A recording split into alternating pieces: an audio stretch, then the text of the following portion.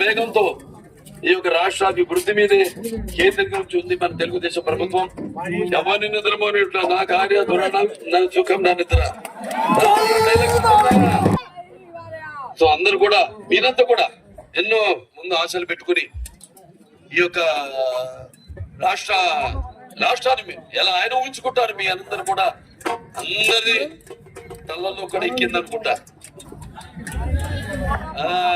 దుష్ప్రచారం చేసే వాళ్ళ తల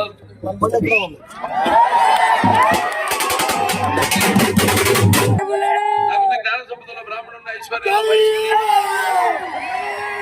మంచిగా బాలని మంచి తిరిగే మాదిగని కష్టాన్ని నమ్ముకున్న కొమ్మరిని కంసాలని రచ్చుకుంటే నాయ బ్రాహ్మణుని కళ్ళు కింద గాలించుకుంది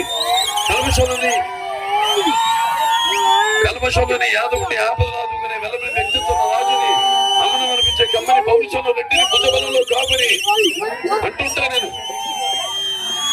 అంటుంటే నా వెంట్రుకలు నిక్కపడుచుకుంటాయి అనలేరు ఎవరు. ఇక్కడి నుంచి వస్తుంది ఆవిలోంచి ఇక్కడి నుంచి కూడా అనలేని వాడు ఉన్నారు. ఇది డైలాగ్ గా చెప్పట్లా. ఇది రామగారు కొడుకునేంత మాత్రం సినిమాల్లో కానీ రాజకీయాల్లో కానీ రాణించాలని లేదు.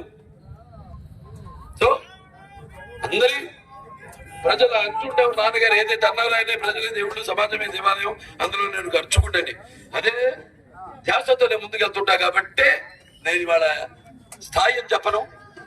ఆయన విగ్రహావిష్కరణలో స్థాయిల గురించి ఎవడం మాట్లాడటానికి తప్పలేదు.